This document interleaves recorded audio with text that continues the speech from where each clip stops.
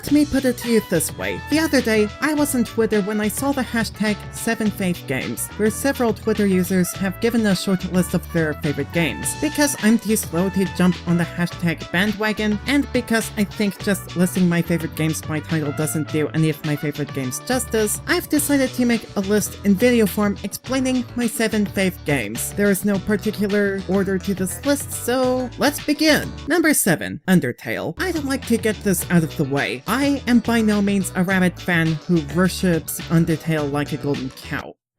Goat. That said, I started to play the game just to see what the fuss is all about, and holy cow, goat, whatever, did it ever blow me away. The presentation starts out deceptively simplistic, but the characters, the music, the gameplay, and the soul of the story grew on me. It is indeed one of those rare works of art that warmed my cold, cynical heart. Toby Fox, I declare you a true renaissance man of indie games. Number 6. Borderlands 2. I'm not a fan of shooters, especially those of a first-person variety, but this game, however, is one notable exception. As one of 2 reasons for me to own a PlayStation Vita, my PC can't run things at all, Borderlands 2 sucked me in with the humor in the writing, customizable classes, and Handsome Jack, one of the best villains I have ever seen in video games. With charms such as what's here, I don't understand how anyone would want to play colorless Call of Duty games that look all the same rather than this spectacular gem. Number 5. Persona 4 Golden. If you watched my rant on Tokyo Mirage Sessions, I started out by saying that I bought a PlayStation Vita just to play Persona 4 Golden. I wouldn't have known about the game if it weren't for the fact that Super Genius made a Let's Play series out of it. While I personally think that Persona 3 has a better story and soundtrack, Persona 4 Golden does what none of the 3 editions of Persona 3 did. It put all the best features of all the versions into one neat package, in addition to throwing in some bonus content. The battle system is as expected of an SMT family game. The social links gives plenty of room for exploration of people's hearts, and Shoji Meguro did a good job with the music. Now, if only Persona 3 lets you control all the party members in battle and keep the Persona compendium in one true definitive version. Number 4. Mass Effect 2. Before BioWare went on their downward spiral toward a pretentious superiority complex, BioWare created games that had a ton of thought put in. Again, I'm not a fan of shooters, but when I heard some Call of Duty pleb complain that Mass Effect 2 sucks compared to 1 and 3, I seriously wanted to punch him in the face to defend Mass Effect 2's honor. Why did I feel that way? The plot has a major hint of complexity, especially if you import save data from the first game, and that feature in itself led me to play Mass Effect 1 afterwards, just to see what different experiences would be like in the second game. The gameplay is the best refined in the series, which helps because I like to spam my powers instead of aiming at things with a gun, and all the characters are complex and sympathetic, so much so that I enjoy romancing the women. That's right, while I am a gay guy, my adoration for Tali'Zorah as a romanceable character is pretty much how I know that I am bi-romantic. Shame Mass Effect 3 ruined everything. Number 3. Audiosurf. If you couldn't tell already, I have a thing for games with roleplay elements. As such, I'm going to buck the trend here by talking about music games. Audiosurf is a game where you can play levels and tracks generated from the music in your music library, and that is why it stands out as a music game. It uses music from your library. No need for pre-installed tracks or DLC, just select Showbiz by Muse and survive the madness.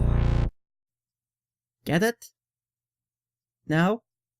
Incidentally, it's also the only game I know of that has perfected its own level creation algorithms. All the other games of this type, however, leaves a lot to be desired from me. Number 2. Rock Band 2. I was torn between putting in Rock Band 2 and the Beatles Rock Band on this list, though when I thought about why I liked each of the games, I realized that the Beatles Rock Band deserves to be put on a different list entirely as one of my most influential games I have ever played. Anyway, Rock Band 2. Before I played Rock Band 2, I was a huge fan of Guitar Hero 3, which had one of the best music set lists of any music-based video game ever made, and introduced me to many legendary songs of the rock genre. So what makes Rock Band 2 special? Where Guitar Hero has the gimmick where you can play as a guitarist using a guitar-shaped controller, Rock Band expanded on this by including bass, drums, and singer, and that's not all that was expanded. You get to play as a band rising up worldwide as you perform your heart start out. Where Guitar Hero 3 had the best and legendary songs everyone knows, Rock Band mixed some of the more well-known songs with more obscure songs that were delightful to discover, with thousands of more songs to download and discover. So